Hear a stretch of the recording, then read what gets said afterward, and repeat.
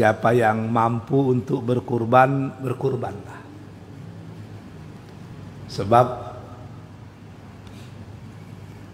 menurut mazhab Hanafi, kurban itu hukumnya wajib bagi yang mampu. Jadi kalau kita mampu tidak berkurban, wah itu bahaya itu. Bahkan dalam hadis Nabi dikatakan, siapa yang mampu untuk berkurban tapi tidak melakukannya, orang seperti ini nggak usah dekat-dekat lagi ke tempat sholat kami. Itu kan peringatan yang sangat keras itu. Sama dengan kita kalau marah dengan anak, kalau ndak amuang mendanga kecek den, jangan datang-datang ke rumah den lagi. Itu kan berat. Jadi kalau datang ke rumah pun ndak boleh, wah itu.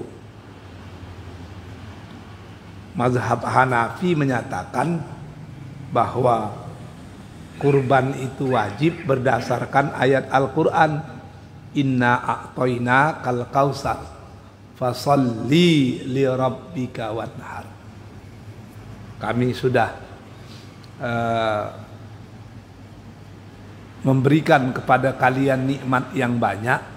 Yang diinginkan Tuhan itu apa? Fasalli, sholatlah. Sholat itu hukumnya apa? Wajib. Fasalli, sholatlah. Wanhar, dan berkurbanlah.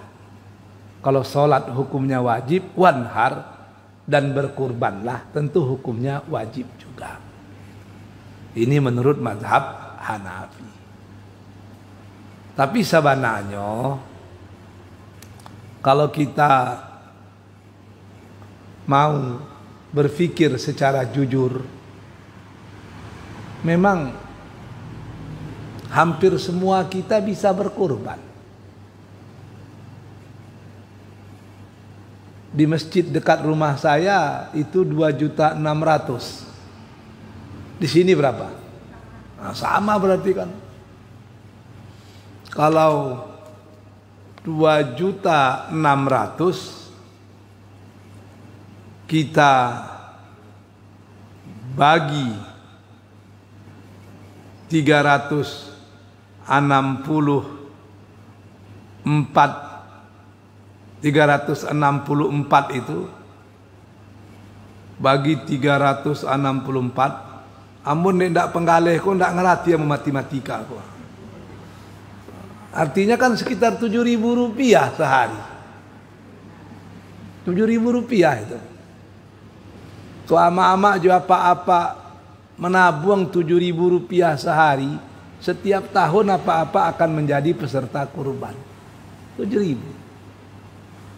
Kalau kita bikin pun 6.000, sedikit aja menambahnya itu. 7.000 sehari. Kalau kami yang laki-laki sekali duduk di lapau pastilah biar 7.000 itu. Apalah awak sedang duduk tiba orang semando terpaksa membahayakan kan itu masalah. Salah biarlah itu. Kalau ibu-ibu menyimpan 7.000 sehari itu tidak payah. Jadi kalau kita serius, pastikan menabung 7.000 sehari atau 7 kali 7 berapa itu? Sama dengan 50.000 seminggu. 50.000 seminggu selesai itu. Setiap kita akan menjadi peserta kurban. Tapi yang masalah bukan di situ. Awak lebih suko mati-matian mendapatkan kupon kurban dari mati-matian berkurban. Itu yang jadi masalah itu. Kalau tidak dapat kupon kurban, wah habis pengurus masjid. Ba anda adil, ba ambo tidak dapat. Sejak 7 keturunan ambo dapat. Kalau ditanya di pengurus masjid, bidola kah berkurban? Hanya tidak bisa menjawab itu kan. Jadi di situ kadang-kadang susahnya di awak mau yang mudah berkurban dah muah. Baca Quran maleh, sembahyang tahajud indah, kepingin lo masuk surga, bala caranya itu. Jadi kalau kita betul-betul mau berkurban, sebetulnya tidak susah. Kok amu hadus 1000 daya, kok ndak amu hadus 1000 daliah. Itu masalah. Bapak-bapak dan ibu-ibu yang dicintai Allah, sebenarnya masalah kurban ini, kalau kita pahami sejarah, kalau dalam bahasa orang kampus, genealogi. Nah, genealogi orang kampus. Kalau awak sejarah aja lah, sebab musabab. Ya. Kalau kita pahami sebab musabab dari kurban kok, malu awak kalau tidak berkurban. Sebahagian ulama menyatakan kurban ini dimulai semenjak zaman Nabi Adam. Zaman Nabi Adam, ketika Habil dan Kabil ingin menikah. Kabil ingin menikah dengan adik kandungnya yang sama lahir dengan dia. Karena Nabi Adam itu istrinya setiap melahirkan, Siti Hawa itu kembar. Dek kembar, maka Nabi Adam membuat keputusan tidak boleh nikah yang sekembar. Nikah itu harus menyilang. Ada kembariko. An betino iko kawin jo jantan iko, yang jantan iko begitu caranya. Ya. Bersilang. Sebab kalau kembar itu genetikanya sangat mirip. Kalau menikah genetika yang sangat mirip, itu kemungkinan anak itu lahir lemah tinggi. Maka itu penyebabnya dulu di Minangkabau nikah sesuku itu dilarang. Sampai kini pun secara adat dilarang. Kenapa sesuku dilarang? Karena sesuku itu masih dekat itu. Sangat dekat. Menurut ilmu pengetahuan modern, semakin dekat genetikanya itu semakin tidak bagus. Maka disebut dengan sesuku. Sesuku itu berapa jumlahnya itu? Sesuku berapa?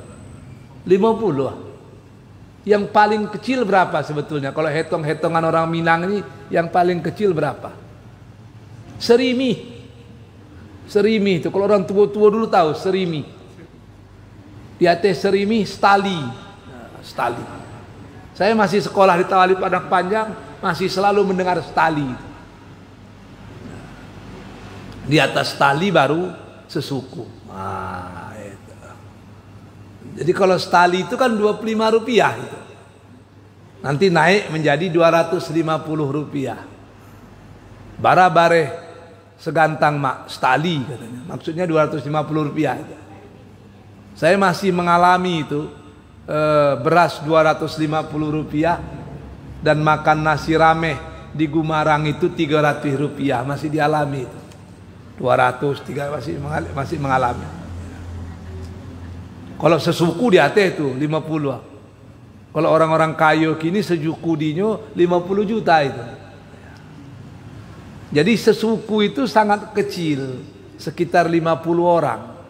Masih dekat hubungan darah, maka itu dilarang menikah. Kalau mau menikah juga ya silakan, tapi jangan di kampung. Begitu itu harus dipotong kabau siku. Jangan balik ke kampung selama setahun, macam-macam itu. Kalau sekarang wallahu alam bisawab lah kan. Sebab sesuku sekarang itu kadang-kadang Cik Pariaman, Cik Bukit Tinggi kan lah jauh lah itu kan. Wah, ini ketua masjid Nurul Yakin ekspansi ke masjid Jamiatul Mujahidin ini, Haji Oi. Jadi dia menyilang,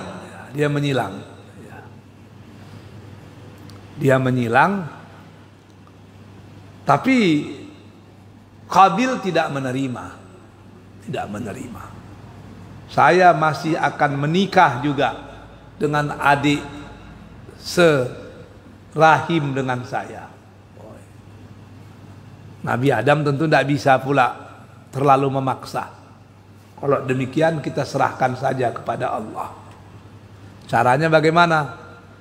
Kalian harus membuat pengorbanan. Mana korban yang diterima oleh Allah, dialah yang bisa menentukan.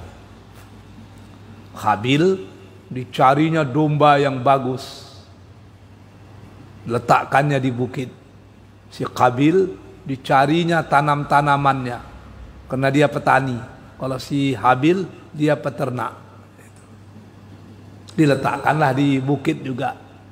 Ternyata yang diterima Allah adalah korbannya Habil. Ini menjadi isyarat bahwa korban yang diterima itu korbannya si Habil. Semenjak itulah ibadah kurban dikenal. Tapi sebahagian ulama menyatakan bukan. Ibadah kurban yang kita lakukan ini itu berhulu ke sejarah Nabi Ibrahim. Nabi Ibrahim. Maka kurban ini termasuk yang kita sebut dengan syariah mangqablana. Puasa syariah mangqablana. Apa maksudnya itu? Syariah orang-orang sebelum kita. Udah ada haji sebelum Islam, sudah. Tapi macam-macam cara hajinya. Islam datang, dia mewajibkan haji juga. Walillahi 'alan nas hijjul bait man istata'a ilaihi sabila. Diwajibkan juga haji itu. Tapi sama enggak haji kita dengan haji orang sebelum kita? Tidak. Tapi perintah haji itu sudah ada semenjak dulu. Itu yang disebut dengan syariah mangqablana.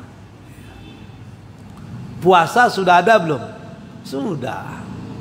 Maka ayat tentang puasa itu dikatakan, ya ayyuhalladzina amanu kutiba alaikumussyiyam kama kutiba alal ladzina min qablikum.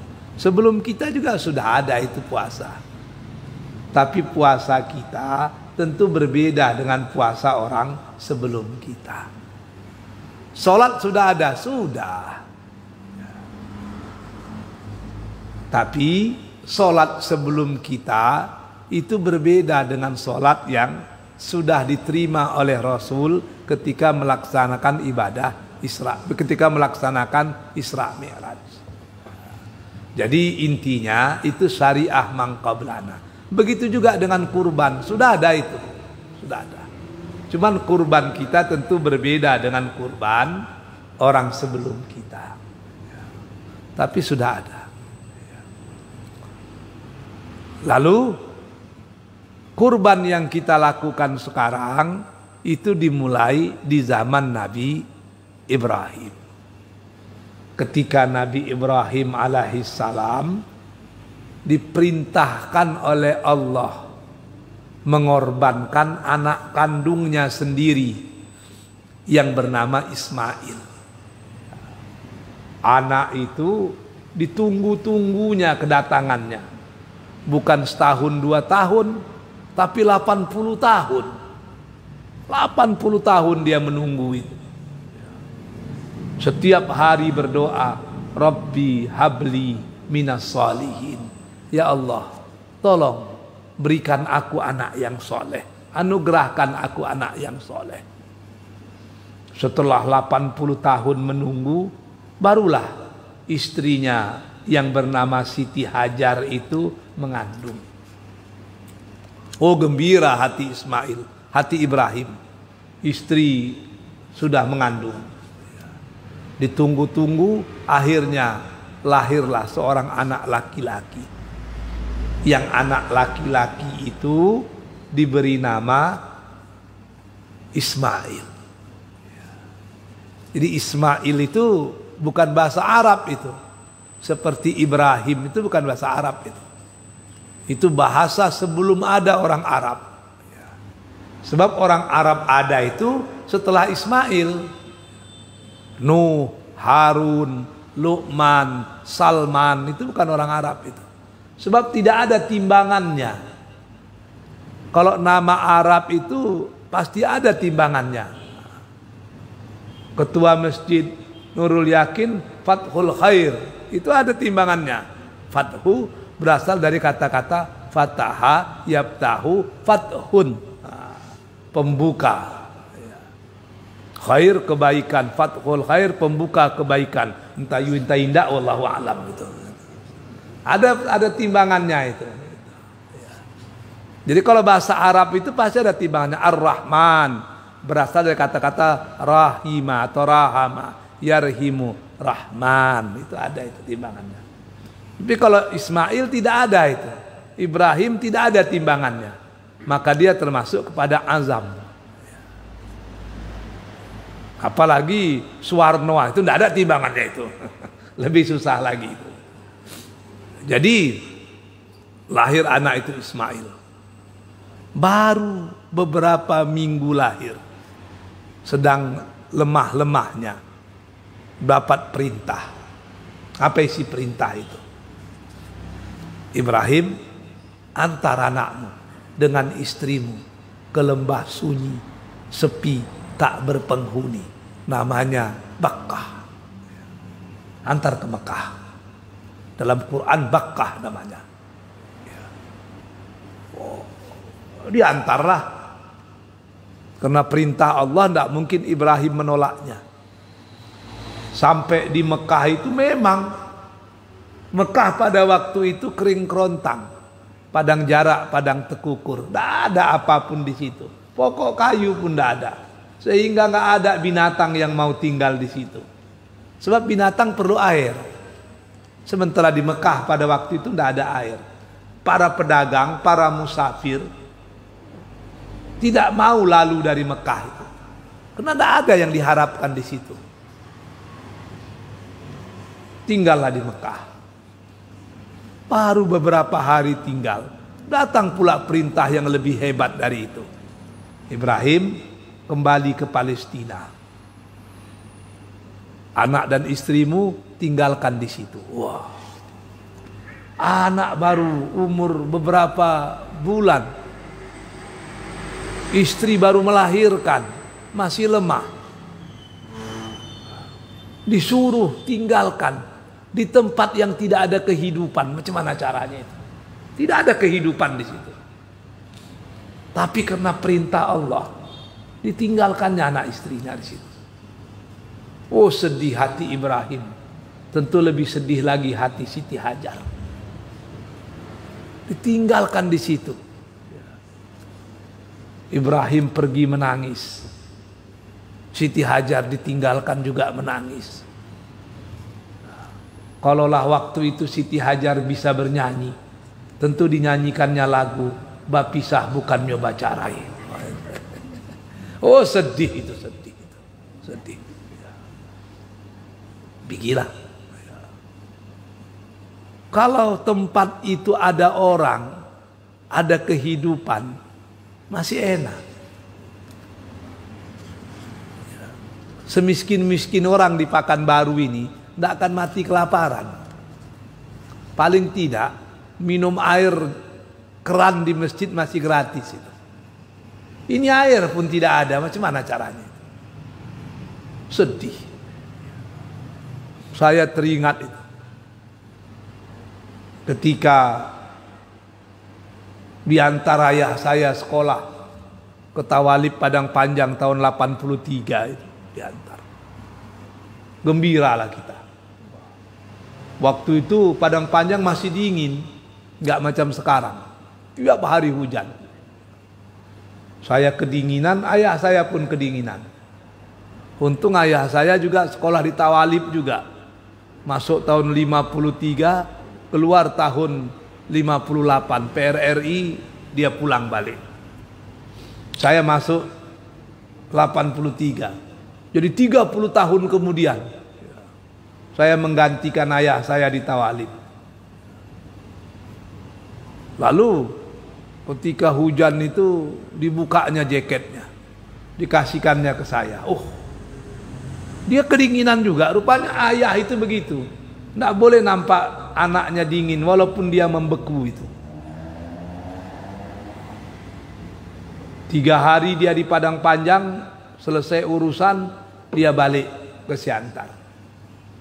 Ingat saya itu naik ANS itu baliknya. Saya menangis. Umur tahun 83, umur 13 tahun. Sedih kita itu tinggalkan orang tua kita. Disitulah kita masak sendiri, menyuci sendiri. Belum ada catering waktu itu, laundry tidak ada itu. Menggosok sendiri. Kadang-kadang gosokan itu belum gosokan listrik, masih gosokan arang itu. Kadang-kadang enak-enak menggosok, lompat pula lah arang itu ke dalam baju itu. Udah bolong pula lah baju macam-macam. SD baru, tamat SD. Ayah saya pergi dengan mobil ANS balik ke Siantar, saya tinggal, menangis saya. Menangis. Tapi saya tengok ayah saya kok tersenyum saja. Tahun berapa itu? Anak saya tamat SD. Saya antar pula ke Gontor di Ponorogo itu. Saya antar. 3 hari pula saya di Ponorogo itu. Ketika mau pulang, anak saya menangis. Saya pun mau menangis juga gitu kan. Tapi tidak mungkin kita menangis depan anak. Saya pura-pura tersenyum juga. Ketika anak itu udah hilang dari penglihatan kita, dia udah dengan kawan-kawan dia, menangisnya pun sudah tidak dengar lagi, kita pun pergi. Waktu tidak di depan anak itulah kita menangis. Dalam hati saya, mungkin itu juga lah yang dilakukan ayah saya dahulu. Waktu di depan anak itu senyum, tapi sambok. Udah nggak nampak anak, wah menangislah. Cari masjid, sujud di masjid itu, minta ke Tuhan supaya Tuhan menjaga anak kita. Itu tinggalnya kita tinggalkan di Gontor, tinggal di Tawalib itu, yang aman, makan minum semua tersedia. Ini Ibrahim meninggalkan Ismail di Mekah yang tidak ada kantin. Kantin tidak ada. Jangankan kantin, air tidak ada itu. Macam mana tidak sedih meninggalkannya? Tapi karena perintah Allah ditinggalkan juga, tinggalkan.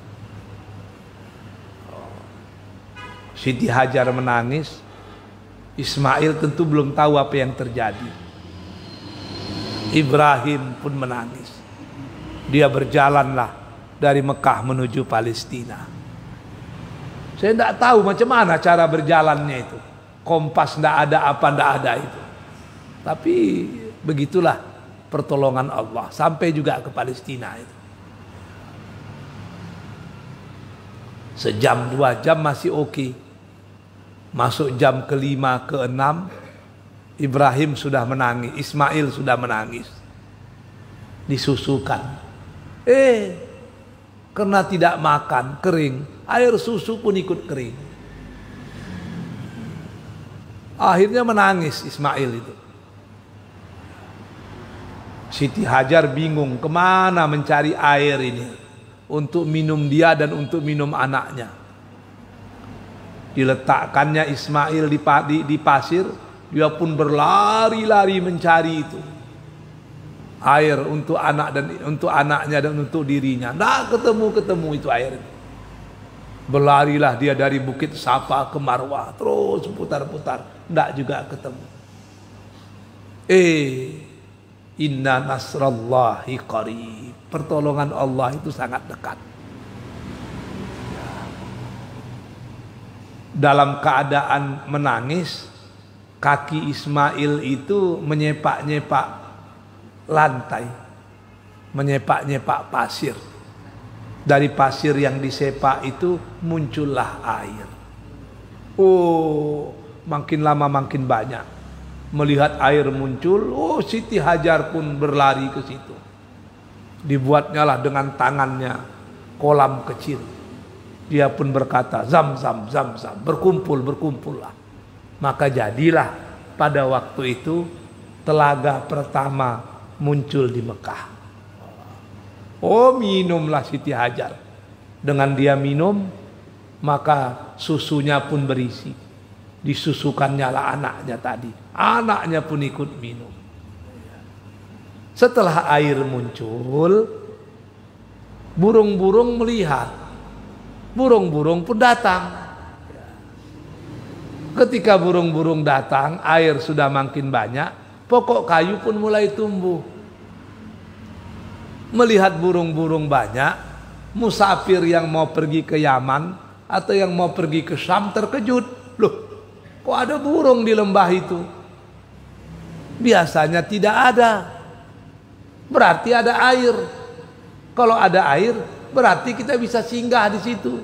Sebab selamanya tidak pernah ada orang bisa singgah di situ. Datanglah para musafir, datanglah para saudagar. Memang terkejut, di situ ada mata air. Puluhan tahun mereka lalu tidak pernah ketemu. Sekarang baru ada mata air. Akhirnya Mekah itu menjadi tempat persinggahan. Kemudian menjadi kampung. Maka Ismail dan ibunya Siti Hajar dianggap sebagai pemilik kampung tersebut. Ketika Nabi Ibrahim diperintahkan Allah untuk datang balik ke Mekah, menemui anak dan istrinya, dia pun terkejut. Kok sudah lain Mekah ini? Sudah ada mata air, sudah ada macam-macam. Ditengoknya lah Ismail, oh sudah mulai remaja. Sudah nampak kalau dia itu betul-betul menjadi anak yang soleh nanti.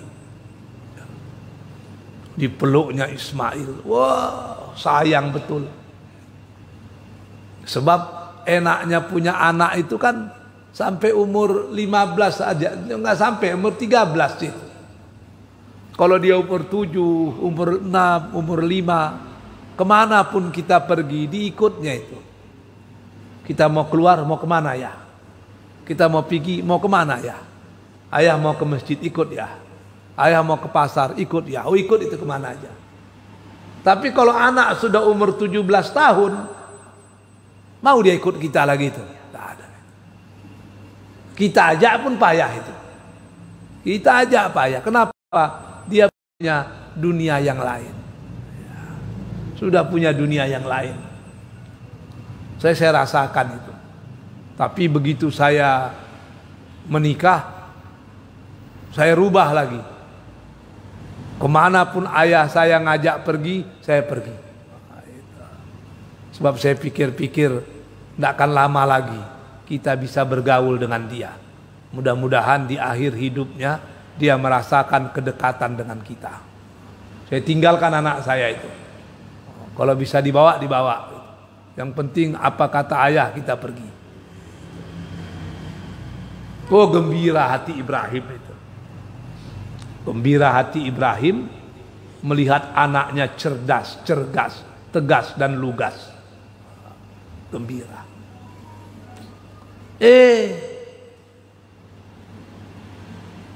Menanam padi di pematang, masak sebiji di rumpun padi. Dikiro panas hingga kapatang, kironya hujan tengah hari. Anak yang sedang dibangga-banggakan itu diperintahkan Allah untuk disembelih. Falamma balagha ma'ahu sya'ya. Ketika umur anak itu sudah sampai pada umur as-sa'ya yang bisa diajak berusaha. Kata ahli-ahli fikih sekitar 13 sampai 15 tahun itu. Sedang enak-enaknya, sedang mau disuruh kemana-mana. Datang perintah agar anak itu disembelih, dikorbankan. Yang paling sakit lagi, perintah itu disampaikan Allah melalui mimpi. Wah itu yang paling berat itu. melalui mimpi. Ibu-ibu kalau bermimpi, suami ibu-ibu ngecek, bisu awak pai ke kadeame, ambo balian kau rantai, cincin, galang, ya. Rantainya 10 ameh, cincinnya 5 ameh, galangnya 20 ameh. Percaya enggak ibu-ibu itu? Mimpi. Sedangkan jago aja minta piti 100.000 bayar kan. Kok mimpi kamage 10 ameh 20 ameh kan enggak mungkin. Itu mimpi. Siapa yang percaya dengan mimpi? Apalagi mimpi menyembelih anak. Itu berat itu. Saya mau kemari tadi ditelepon Haji Oy. Mau kemana? Ustadz di mana hari ini? Di Sahil. Wow. Kita jumpalah. Saya pun mau ke bandara. Saya WA lagi. Di mana kita ngopi? Saya bilang kan. Oh iyalah. Itu langsung. Tapi kalau saya mimpi Haji Oy ngomong, Ustadz nanti siap subuh kita ngopi. Mungkin saya percaya itu. Enggak. Mimpi. Jadi ketika mimpi itu pertama datang, Ibrahim itu ragu. Apa indah kok? Apa indah kok? Tapi mimpi itu berulang. Datang yang kedua. Begitu datang yang kedua, udah 50-50. Iyo dan indah. Esok mimpi balik. 25 and 75. Udah lebih kuat untuk iya. Mimpinan keampe.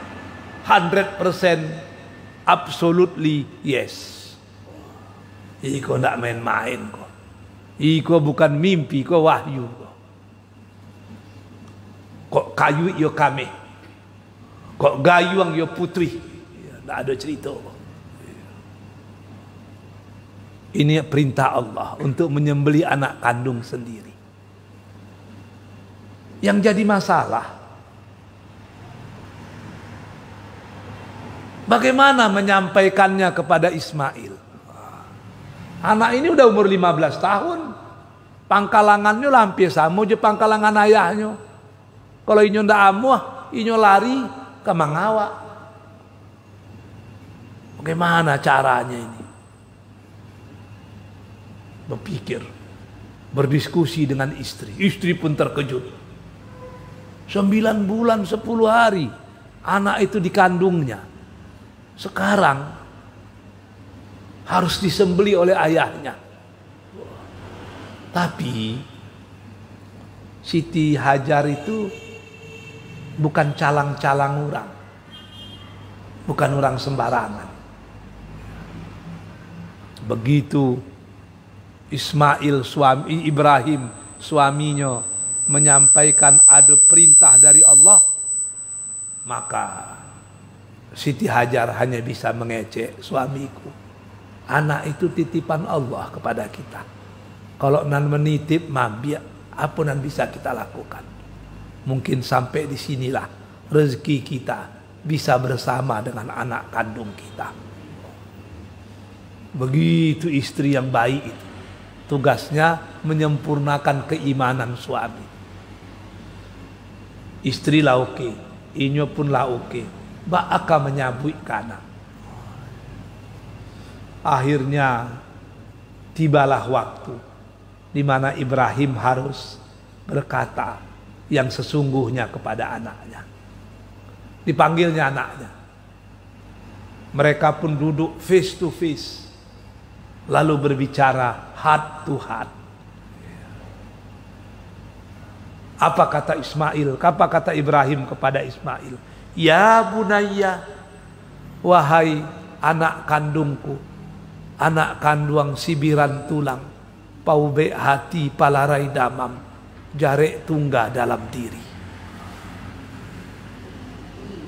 Inni ara fil manam anni azbahuka fanzur maza taro. Anak kandung, ayah, dalam mimpi ayah diperintahkan Allah untuk menyembelihmu. Fanzur maza taro. Ayah mau tahu bagaimana pendapatmu nak. Berdua-dua berbicara. Ismail tersenyum. Tersenyum dia.